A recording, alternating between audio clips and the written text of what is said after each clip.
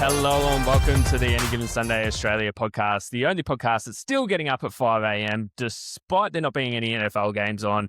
I don't think we've stooped quite low enough to start watching the UFL, but we're getting close. We're that desperate for football. As you can hear, I'm obviously not T-Mac, but joining me on the couch, as always, special guest, good friend, Charlie Peake. How are we? G'day, Danny. Welcome to the host chair, but it's great to have you back in the studio. We've talked a lot about you in your absence. I believe you might have heard some of that.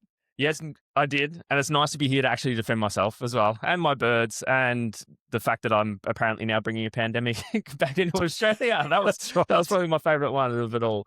I think T-Mac's really not here, though, because have you seen the prices of diesel? He cannot afford to run that car. Maybe that is it. Maybe, I mean, who can, though, at the moment? Like, it's terrible. It's absolutely wild out there. But most excitingly, the NFL has finally officially announced that the game that is coming to the MCG is going to be on Friday for us, the 11th of September, and kickoff at 10:30 a.m. And that is a great result, I think. So that means it's going to be TNF, Thursday Night Football in the States, which is great for them. And we get to not have to get up at 6 a.m. to go to we don't actually have to be at the MCG at 5 a.m. to see the game. Well, on that, I was just thinking, is there going to be a tailgate party? Are they going to, the grass where everyone parks their cars when you go to a normal AFL game? Are they going to turn that into a tailgate? Are we getting there at 6 a.m.? Is there going to be an official tailgate party? Now that you say it, absolutely, that's going to happen. It has to be. Have to do it. The Grand Melbourne tailgate is going to be amazing. We have to do it. And then for all those who have been sleeping under a rock and don't actually know, it's going to be the 49ers and Rams. We've got some massive players coming down for this game. And two teams that were in contention last year and are back in contention this year. Obviously, it's Stafford QB for the Rams, but he's throwing to Puka Nacua. Should he still take the field? Bit of controversy around Puka Nacua lately. And Brock Purdy throwing the rock to Christian McCaffrey, or handing it off to Christian McCaffrey on the other side. It's going to be a great game. And it's a divisional rivalry as well. When we were predicting the teams, I know the teams have been announced for ages, but I still think it's important to talk about now. When we were predicting the teams ages ago, I was like, there's no way they're going to put a divisional game not in one of their home stadiums. And we've got one here. It's an amazing result. So it's a Rams home game. Rams home game. And we always say on this show, and the data bears it out, that divisional games are always a bit funky. They can go a bit weird. They're always closer, or weird results happen. First game of the season's always funky too. Anything can happen. Because you don't know the scheme that a team is going to be bringing. It is always a surprise. And also you don't know all of their off-season calculations and plans. Do they have to go back to the drawing board after that first game or not? We've seen so many teams hit the ground running and so many teams collapse in that first game. So divisional, new schemes, first game of the season, anything can happen in this game. And they're going to be on the wrong time zone. They're coming over to us. I'm assuming they're going to, because it is week 1 for them. I'm tipping they're going to come out minimum a week early, if not 2. Trying to get acclimatized to being down here and all of that. And then, crazily enough, it's happening at the MCG during AFL footy finals time. There is some talk that the MCG may lose a final to make way for the NFL game. They might have to have a final at Marvel instead of the MCG to make space for it. It's controversial. I like it. How good that the NFL has now become that big in Australia that we can move an AFL final game from the MCG. If you told me that 10 years ago, no one's going to believe the fact that the NFL was big enough here now and a big enough global game that it can actually move the one sport that all Victorians tune into. And the word on the streets is that the number of people who've signed up to be on the wait list for these tickets is enormous. Over 100,000 already. Which is over the capacity of the ground. And it is such a great sign for, the health of the NFL around the world. But here in Australia, we've seen it ourselves. The number of people who take the Monday off to watch Super Bowl is growing every year. Pubs are opening early in the morning on Super Bowl Monday for us. And this is now, the season is kicking off. It's not exactly kicking off, but the season opener for these two teams is happening right here in Melbourne. It's incredible. And if you are after tickets, they're going on sale on April 8th. The general admission or general seating is starting from 140, but they're actually doing standing room, like near the bar section for like $95 a ticket, which is way more accessible than I thought it was going to be. Yeah, that's pretty good. And hopefully that means there's more tickets available too. Like the more standing room there is, that opens up some capacity and just hopefully as many people get in as possible. But having been to, see the Bills play in Orchard Park and tailgated, there are plenty of people that don't go into the ground. Yeah. They just party in the car park, and then they've brought giant screens to watch the game on the side of their Winnebago. There's every chance that the tailgate is the place to be as well. And they've both been West Coast teams. Do you reckon a lot of American fans are going to travel over? I reckon they would. Surely, particularly LA and San Francisco are some relatively wealthy cities. A lot of tech bros, a lot of Hollywood folks. A little direct flight as well, only 14 and a half hours, if I'm going to pull it off the top of my head. Yeah, but still listen to the Americans complain about it. That's the thing, right? No, and that's the thing about the travel and the jet lag and all of this for me is it's not that bad a flight. It's a long flight. It's not as bad as flying to the UK from Melbourne or to New York. And we're used to it because we're Australian. We have to travel a long way to get anywhere. But Americans will be anything longer than 3 hours in a plane. Americans can't quite get their head around it. Yeah, which is funny. Like when I was in Frankfurt, I was lucky enough to go watch the Chiefs and Dolphins play. And I was shocked about how many Americans were in that stadium. Like it really blew my mind because the game is so big in Germany. And I'd say for a long time, it was like they've got their own league, like it's something that we're trying to strive towards, but we're not quite there yet in Australia. But there, I was like, the stadium's going to be full of German people. Like, it's going to be a really interesting atmosphere. No, it was completely full of Americans. I had Americans on both sides of me. We caught the train to the stadium and it was full of like Dolphins fans. And they're like, yeah, we pick one game every year to travel to. And like, this happens to be our home game. So we've come along. Like, it was crazy to see how many of their fans traveled too. So I think that will definitely happen. And we have to give them a nice warm welcome to Melbourne. Show them some Melbourne hospitality. Because you've travelled, you've been to see the Birds play in Philly. Yeah. There's almost nothing more welcoming than American football fans when you rock up from the other side of the world and say, yeah, like I'm a fan of this team and I came to see it. They cannot believe that you did it. Do you know, like and they welcome you, they give you free food. They are so happy for you to be there. This is our opportunity to show the same hospitality. Yeah, and that was exactly right. So the couple I was sat next to, like Steve, he bought us our first beers to say congratulations because we just got married. Then they proceeded to go and take us out for dinner, like as a wedding gift, just because we happened to sit next to them and we've travelled to see the game and watch the Birds play. And obviously the Birds won too, which is always helps the atmosphere afterwards. But obviously, they were as Birds fans, they were friendly just because you were Birds fans. Yeah, of course. If you'd been there the Giants, if you were a Giants fan there from Australia, they would have run you out of town on a rail. They would have driven you to the city limits and dropped you off. And interestingly enough, because they were NFL media tickets, the people who normally get them are the opposing team. And I think he was just stoked that I was next to like just me, like a mad Birds fan. And we started talking about next year already. We were halfway through this season. That's how deep we went. But yeah, it was an incredible experience. So like hopefully everyone who's coming over from the States, we can do the same thing. But I just really hope they bring that tailgate energy. I feel like Americans watch sport better than what we do currently. Their systems are very good. And it's everywhere. Like any bar or restaurant in America has a big TV on the wall. Like it's a thing that is unfamiliar to us here. Every restaurant has a TV. Yeah, every bar has a TV. Bar. That's right. Every bar is a sports bar. The game will be on. And if your game isn't on, you can ask and they will put it on for you. And it starts there. The fact that there are bars dedicated to individual teams in every city, and then you go to the game and it is bigger than Woodstock, or everyone wearing the same colours. It's a phenomenal thing. So hopefully that vibe exists here. But I think people, even the Aussie fans, even fans that don't go for the Niners or the Rams, are going to just be so stoked to be seeing it played at the MCG. And also, like, I don't know if you said the 49ers put out on Instagram this little info sheet about the MCG. Okay. And it was like the size and the history of the MCG. Incredible. And it was so awesome because in America, stadiums last for about 20 years, then they bulldoze them. They put another one because it wasn't big enough the first time. And they've got the money to do it. But look at the Browns' plans. Have you seen that for their stadium? Yeah. Billions. And so what was great was sharing the history of the MCG, which as a kid who grew up in Melbourne, that is the Holy Land. That is hallowed turf. It is meaningful to all Melburnians, and to see them point out that it hosted the 56 Olympics, that it holds over 100,000 people and is one of the biggest stadiums in the world, and it actually tells the world and tells Americans in particular, who don't pay that much attention to the world unless they're bombing it, but that tells them the story, a story that's important to us and about our sporting story a bit, and it's great to share that.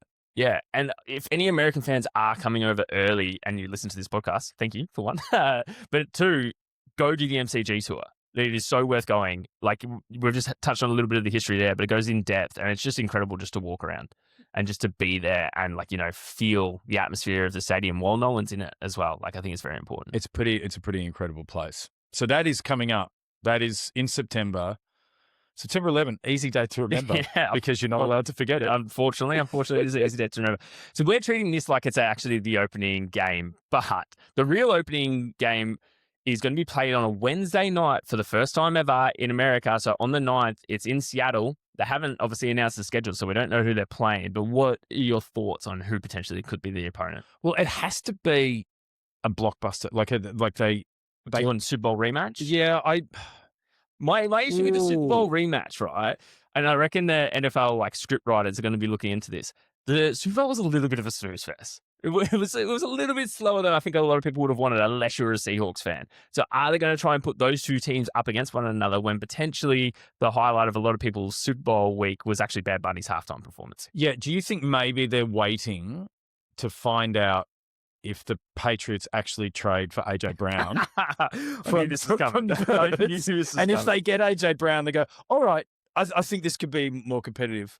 I still think it'd be a fascinating game. It depends, like, really how much you think, because the Patriots have been spending money. They've been building their roster in the offseason. If they were to get an AJ Brown, that might be an interesting one. But who else is out there? Who else is on the Seahawks roster? Are the Chiefs on their roster? Yeah, so they've got the Chiefs and probably another big one. But that's going to depend on, we'll talk about this soon, but that's going to depend on Mahomes' ACL, whether that's a blockbuster or not. Yeah, so we'll touch on that shortly. But otherwise, I think another big one, like, you got to think, because it's like America, maybe they're going to throw the Cowboys in there. Like, are the Cowboys going to be super competitive? Yet to be seen, but enough eyes on them, so everyone's going to be watching that opening game? Maybe. I think, look, because I think for the viewing audience, Dallas makes sense. But also, I think there's a chance that Dallas are an exciting team to watch this year. Like, they had games last year where they could score and they did really well. It kind of depends on what Jerry thinks makes sense in the draft, and if he, if he actually puts together a damn roster. Jerry. Just going to do Jerry things. But other teams I think they're facing, obviously they can't face the 49ers or Rams that are in their division. There's the Cardinals, which I can't really see it happening. They've got the Bears and LA and the Chargers. So, and the Giants. I reckon that rounds up all the teams that they're playing at home. Do you know the Bears could be interesting. The Bears actually could be one. Like, because they were competitive enough, and Caleb Williams was so close to getting those 4,000 passing yards in the season. Unfortunately, they had to double down on that budgie bet. But I think they are very exciting, and they're going to be moving in the right direction. Like, I'm going to say it now. We haven't even started our preview episodes. They're taking out the NFC North. I reckon they're a very good chance. Yeah, I do think they are. I tell you what, if it is Chicago, Seattle, Chicago's had consistency in its coach and coordinators, and in a way, and roster, in a way that Seattle have lost both their coordinators. There is churn and change that follows a Super Bowl. And they lost Kenneth Walker.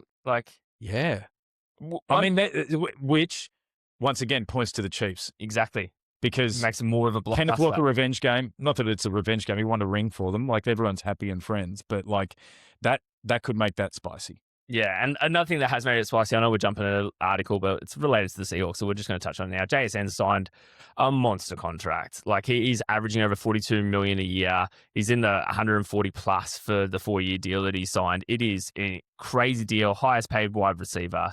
What are you thinking of the deal? Well, I think he earned it. Like, he put in a season, like they don't win the Super Bowl without him. His season was extraordinary. I mean, you could make an argument it was between him and Puka Nakua for the best receiver in the league, but I think like he won Offensive Player of the Year. I think he earned that bag, and the interesting thing about that is what does that do to the Seahawks? They're now in that winning team position of they've got to pay their players. They're going to have less room, under the salary cap to make moves. They're going to have those challenges now. It's going to get a little tighter for them. But I think it's really good for them that they've got Sam Darnold and they've got JSN. That's a combination that works, and they are locked in for a long time. That is great for that franchise. Yeah, losing Kenneth Walker obviously hurts a lot. Like, the Super Bowl MVP.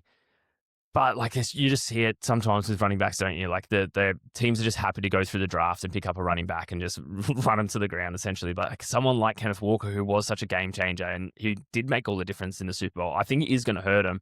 But one thing that is probably looking good for the Seahawks is the fact that their defense has been relatively set, and that defense won them that Super Bowl for sure, and also got them smashed them the whole way through the playoffs. Like their defense was the thing that was really holding them up, and then you throw in a Sam Darnold that was accurate as all hell, and then throw in a JSN. Like it was a great combo. It's interesting though. The defense won them the Super Bowl, but it was Sam Darnold and JSN that won the championship game because the defense were getting knocked around. Like that was a high scoring game. That wasn't a defensive win by the Seahawks. Yeah. The Rams were playing really well, and they.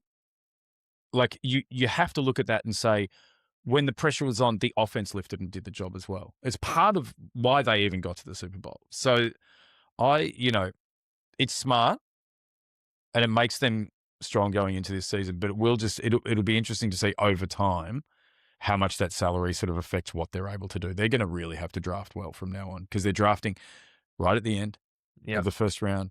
And we said, well, you guys said actually, and I just tuned in, the bottom end of the first round is really a 1.5 round, isn't it? It's almost, you knock on the door of the second round pick.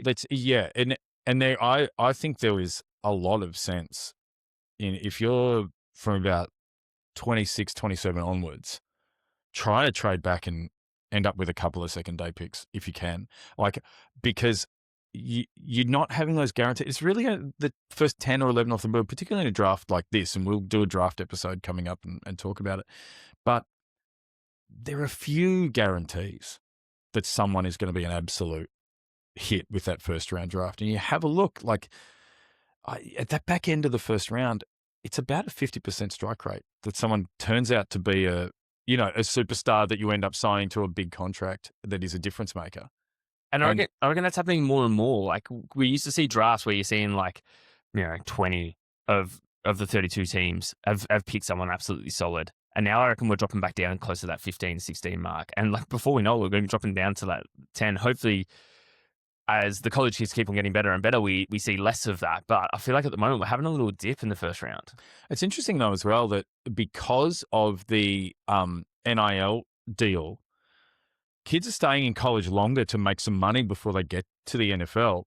And it means two things. They're older when they're coming out by a year, sometimes 2 years. You have a look at this draft. A lot of the players are older than you would normally see coming out of the draft because they've stayed an extra year in college to make some money. But also, teams have more of an idea of what they can do. And if someone has a problem, you've seen it. But if someone has developed and fixed a problem, you can see that as well. So it's interesting. Maybe it's less of a crapshoot because we've gotten more of a look at these players, and maybe they come out a bit more ready, or they come out, and if they've been in a scheme that has made them great at college football but hasn't prepared them for the NFL, and there's plenty of those schools, have they missed a year of developing and getting the skills they need for the NFL? Are they going to be a longer develop? I've got a question for you about the Seahawks though. I think, Sam Darnold played a season last year that puts him higher in everyone's estimation as a quarterback. For sure. But you still wouldn't say he's an elite quarterback like a Josh Allen, a Patrick Mahomes, no, Lamar Jackson. He's not a dual threat like that. Not even a Baker Mayfield, who used his legs a lot last season. But he has arguably the best receiver in the league with him. Would you rather have an extremely high level but not elite quarterback and the best receiver in the league, or an elite quarterback and a wide receiver room that isn't elite. And obviously the Bills are in the back of my mind with that because their receiver room has been a problem constantly, right? So my question to you is this: what wins you a Super Bowl more? Well, see, that's a really tough question because I think they're both arguments can win you a Super Bowl because we've seen like Patrick Mahomes win Super Bowls with, Rashid Rice as his number one. Like, obviously, he had Travis Kelce out there, a little bit of a different story. I guess he's kind of more of a receiver than he's a tight end anyway, lately, especially.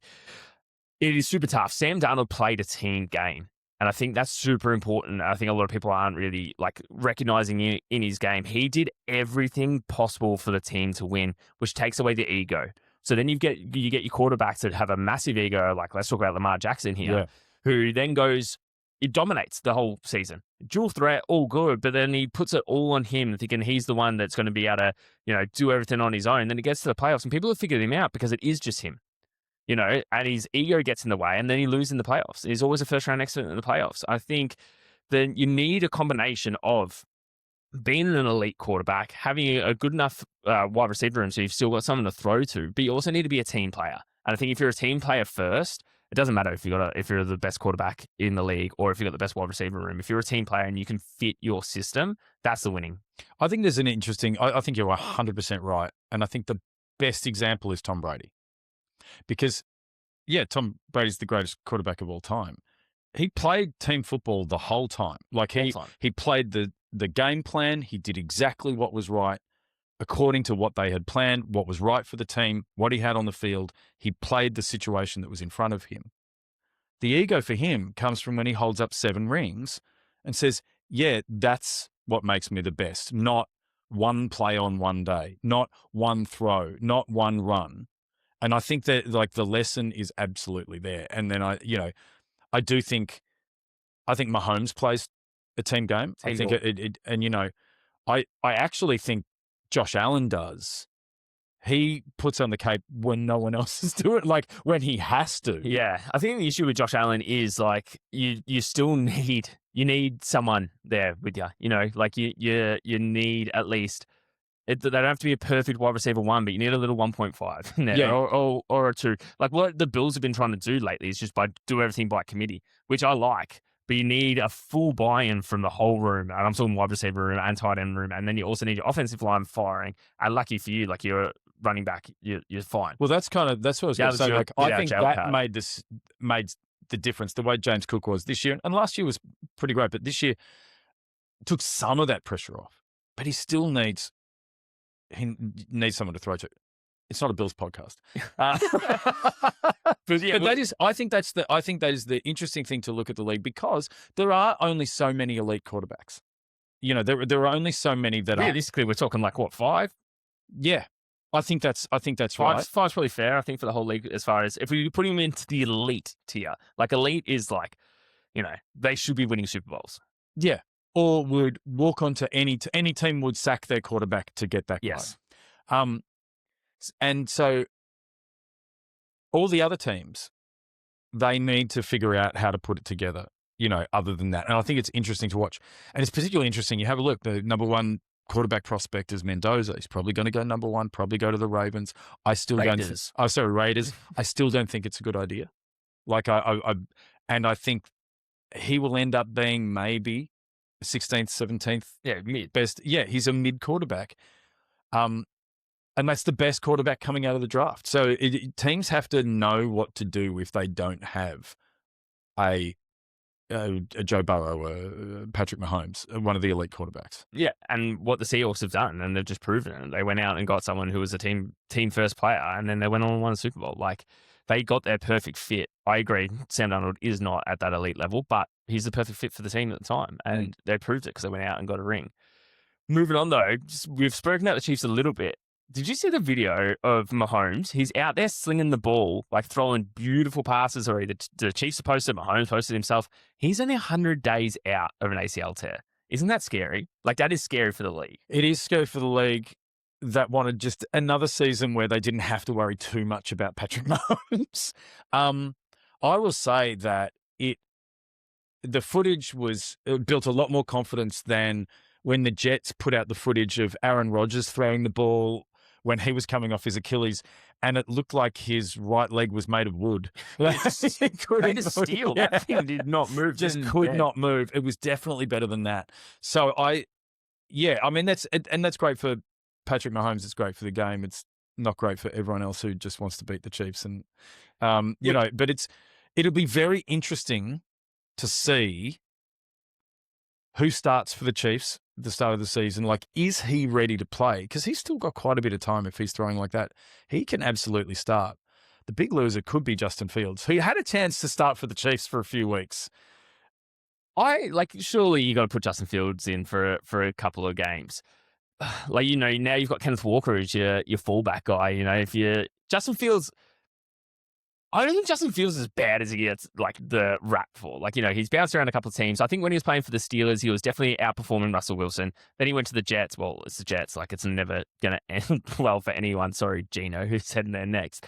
But I think if he gets into a good system with the Chiefs, let him have a couple of runs, because if I am the Chiefs, Mahomes, you need him for the second half of the season. You can drop a couple of games at the start and hopefully pick it up. Obviously last year wasn't the case and missing the playoffs and all that. But there is more hope for Mahomes at the second half of the season than there is at the first. Don't put him out there too early and get him injured. Rely on Kenneth Walker. Get everyone else healthy. We saw Travis Kelce's coming back. Signed a 3-year deal just so he can extend his cap hit for the first year. Incredible. Very smart. That is very smart. It's very well done. That third year is going to be rough. It's still around. No, I think he's come out and admitted that he's like I've got one more year. Yeah, but I'm going to sign a 3-year deal so you can spread my wage from this first year across the next 3, just to help out the Chiefs so they can try and get some more weapons. It is interesting, Chiefs. And I think you make a great point. The biggest concern for the Chiefs is that Mahomes becomes an injury-prone player. And what we know watching the league is once a player gets a serious injury, they are more likely to have more injuries. And it might not be redoing the ACL, but it might be the compensating for the ACL means you're putting pressure on your ankle. You're doing another injury because you're adapting and you're coping and you're changing the way that you move. And so he's their best asset. He he's one of the hottest properties in the whole league. He is the difference between them winning Super Bowls and not winning Super Bowls. And they have to manage him in a way that they are absolutely sure they're not risking him getting hurt. And I think of all of the players in the league that get rushed back before they're ready because the team needs them in there, and they become players that carry injuries through seasons and never quite get right again. He's the one player that is going to be allowed the space to heal up. Yeah, and it's really interesting because you think about when they beat the Eagles in the Super Bowl, what's that now, 4 years ago, he was nursing that ankle injury. And you wonder, same leg as the ACL. So, was he nursing that ankle injury, which then has turned into an ACL later down the line because he kept on playing through it? Yeah, that's right. And that's entirely possible. And that wasn't the first time he's to hurt that ankle. That ankle's been a problem a couple of times. He's had those little issues and niggles along the way. So I do think it's something for the Chiefs to watch. But they seem to be a team that they're not idiots. They actually do seem to run themselves like a pretty smart organization. They make some pretty good decisions. They might take on some wide receivers with personal issues that they maybe should have checked out a bit better before they come on the team. They actually do have some problem projects, but they do manage their team really well. Yeah, and it's one of those things with the Chiefs. We've watched them have so much success, and there's a reason for it. It is a good system. It is well coached. There's so much more to it. But I've got a question for you. I've got a couple of free agents on my mind, and I just want you to let me know where you think they're going to land. Okay, great. Going to start with one of your favorites. Yes. Stefon Diggs, wide receiver. Stefon Diggs. Oh, see, I feel like he will end up being, they will pair him with a rookie or someone who is, like a new quarterback that needs to start. I wouldn't be surprised if he goes to Vegas. Wow. So they've got Mendoza coming in. Yeah. Because you put him up against Brock Bowers as well, side by side. That's right, because that's their big concern is Shingenzi. Well, if you put him in there, do they have an offense? they might well have an offense. Let's see if they've got a line to protect the quarterback. Yes. But they spent more money than anyone else in the offseason. I think this season is going to be a very different Raiders team. But I think Diggs won't be as expensive as his play is. With a rookie quarterback, he can be the big man that needs to influence everything. I don't think it'll necessarily be good for Mendoza's development long term. And at least he has a threat to throw to. It's just whether can you throw that far? Yeah, that's exactly right. Well, good thing is Diggs can't run that far anymore. Yeah, so he could just be that power slot, that wide receiver too. So I think that would be a good landing spot for Diggs and would be good for that team. All right, Deebo Samuel. Where's Big Deebo going? So did one season with the Commanders. Was just one? I think it was just one. And then, he's already up for another free agent contract. And I don't know if the Commanders are looking at signing him. Yeah. So I don't think we will know where Deebo goes until we know what's happening with AJ Brown, because I would imagine him landing at the Eagles if AJ Brown is not there. They are not the same receiver, but they are physical, strong players that can. Yeah. Deebo can do a lot. Like, Deebo can block a little bit. Like, not that AJ Brown, I don't think I've ever seen him block ever, but he could if he wanted to. He has the ability. He has the body to, and he has the strength. I think it's also like the strength of the catch and run after that, and to brush off tackles and things. Just on the AJ Brown thing, I was going to jump on it before when we talk about the Patriots. I thought, you know what? Like, I'm just going to not make it a Birds podcast because I know you're going to make it about a Bills podcast. So I just thought I'd just say that. But you brought it up the second time. AJ Brown and Jalen Hurts have started a book club. They started a book. He ain't going anywhere. He is safe. Is it the reading on the sideline book? Yeah, the reading on the sideline. Book are they reading on the bench this week? I really hope it's the playbook for my sake. I really hope it's the playbook. Oh, is that true? Is that just one of the great off-season narratives to get leaked? Somewhere go, what do you mean they don't get along? They have a book club together. Whether it's a leak or not, I'm all in. Go Birds. Wow. That is amazing to see. Oh, that's a great story. I hadn't read that. It's really cool. Yeah, I like your fit. I like what you're saying. If AJ Brown's moved on, I can very see the Eagles trying to get Deebo, and they'll probably try and get him cheap and just lure the fact that they potentially have a chance to get a ring in front of him, try and get him on a cheap deal, a 1-year deal. I can see that if AJ Brown goes, because we've already seen the Eagles pick up Elijah Moore, Hollywood Brown. They're trying to get like a pretty strong vet wide receiver room in there to pair up with Devontae Smith, but you obviously need someone on the other side of Devontae Smith that is a little bit more, let's say, current than those two players. That's right. Those two are, and now they're like role players. Like they're veterans who you can put out to be difficult to manage. So a team has to account for them, and they can make some big plays, but they're not going to be high volume. Deebo Samuel still has the potential to be a high volume receiver, and make that difference. I think that's absolutely true. And he seems healthier than he was, previously at the Niners. He had some health struggles along the way. Like he seems to be fit and ready to go. Yeah, and if he does go to the Eagles, they're not going to play him as a running back because they're stacked. Like, you still got Saquon Barkley in there and everyone else. All right, moving on to quarterbacks. Where do you reckon Kirk Cousins is going to land? Is he finally going to get a deal? Because my point was that he was going to go back to the Vikings, but now we've seen Kyler Murray go there, Carson Wentz, so the Vikings are off the cards. Is Kirk Cousins going to find a home? It's interesting, isn't it? Who is unsettled at quarterback currently? I mean, it's funny, like the Browns, but they've got too many quarterbacks on their books at the moment, so it can't be the Browns. The Dolphins, in theory, have solved their quarterback issue with Malik Willis. Who needs a quarterback at the moment? Oh, we just saw Zach Wilson. He signed with the Saints. Don't forget about old Zachy boy. Zach Wilson at the Saints. That would be an unlikely comeback, wouldn't it? Yeah. It's got to get past Tyler Shuck first, though. He actually surprised everyone, especially T-Mac, towards the end of the season because he was actually going out there and competing. But Tyler Shuck they seem to like him at the Saints. Zach Wilson's clearly going in as a possible. I think it's possible we don't have a deal for Cousins until midway through the season. Like, I think he could be that an injury replacement sort of player. Injury replacement or quarterback's not working out replacement.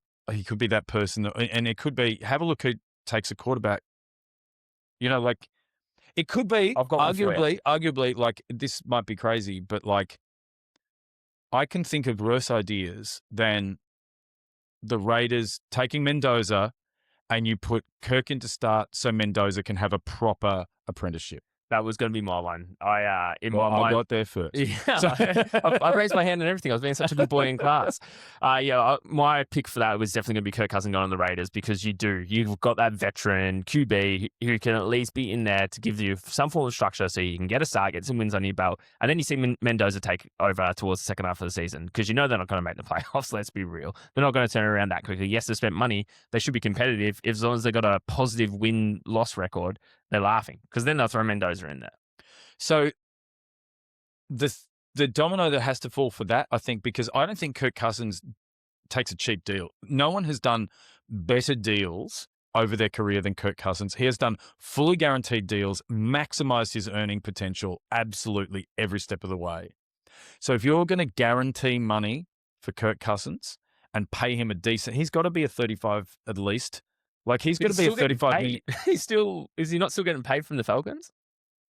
Because like that was a guaranteed deal for so long. I know they cut him at the right point, and I'm not all across his contract, but I'm assuming he's still getting a decent, or he has got a decent enough money from his Falcons deal. This is why we need a research department to know this stuff. to be able to survive on a smaller deal. Yeah, he would be able to survive on a smaller deal. I agree with you. He's got I find it the best unlikely. agent in the world. He really does. But what I was going to say was, I think that's going to come down to whether or not the Raiders actually managed to trade Crosby. Yeah. I don't think that one is over yet. I think it's going to depend on the draft. I think it's going to be post June 1st. I think if someone trades for Crosby and they free up that cap space, then I think Cousins makes a lot of sense. If Stefon Diggs and Kirk Cousins goes to like stopgap before Mendoza's ready, does Max Crosby still want to be traded? Oh, wow. That is interesting. Like, is there a possibility that Max Crosby thinks we're contenders in a year's time? Yeah, because like he's always come out and said that he wanted to be a Raider for life, and he's just watched them lose and lose. And unfortunately, they are going out and spending a lot of money. Is it in the right places? Yet to be seen. Really, he needs people beside him on the defense. So like when they run plays, and we saw it so much last year, but they're running plays, and Max Crosby seems to be the only person that moved in the whole. The only one trying, and you can see the frustration. Once again, I think if the Raiders can put a roster together that feels like that's an option that the defense is actually going to work, then maybe. But you would still say that I think it's still most likely that he leaves. Right, I've saved the best free agent till last. They're a quarterback, Aaron Rodgers. Is he just going to end up at the Steelers? Is he just going to be at the Steelers? Like, isn't that still so much more reaction from you though? No, but I just kept that so calm. I know I kept it very calm, but it's literally I was trying to remember if the Steelers had actually come up with an alternative. I think he's still on the cards for the Steelers, and so like I don't know if he's so much a free agent as like I feel like he's a car on blocks out the front of someone's house with a little sticker on it going, saying free if you can tow it. It doesn't quite go itself at the moment, but he's free if you can tow him. I know, I hate too hard on Aaron Rodgers, but I also don't know why. Like, what does he do for your team if you get an Aaron Rodgers? Like, what does he actually do for your team? Right, so hang on, let's put it this way. You're the Steelers GM. Your choices are either sign Aaron Rodgers, who's actually played quite well, gets on really well with the coach, had a history in Green Bay, or you can bring in Kirk Cousins. What are you picking? So I would reframe that question as, you're the GM at the Steelers.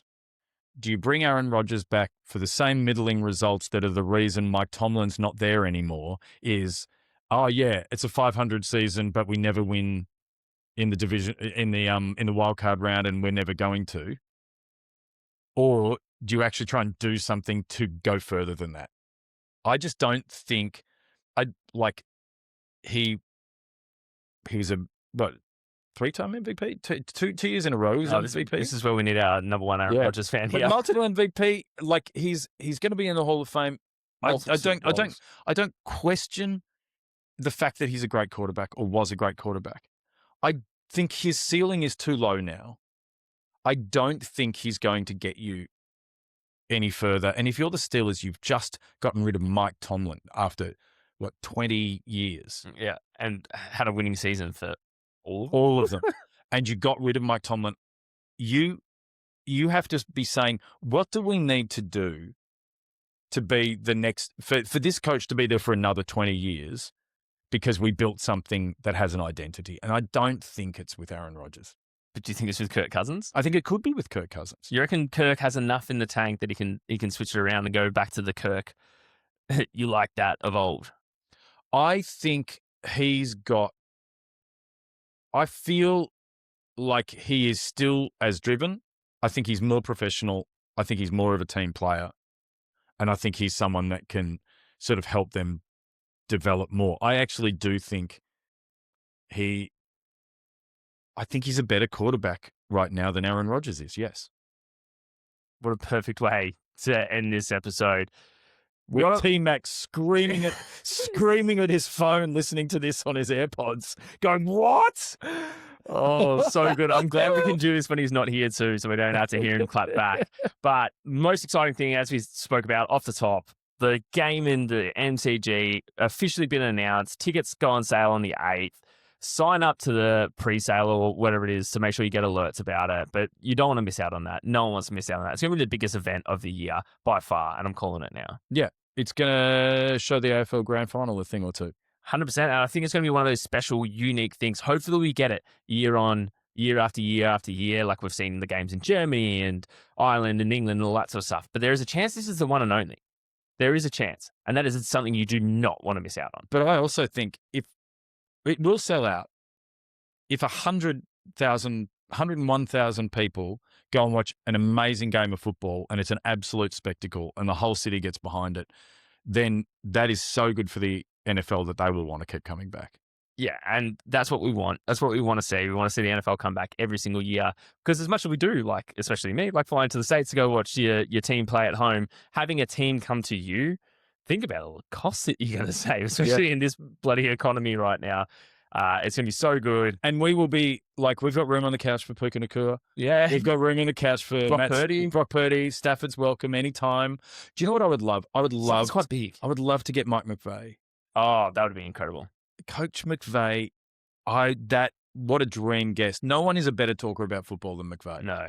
Oh, God, I'm getting so excited just thinking about it now. But we do have to wrap this up, so go football.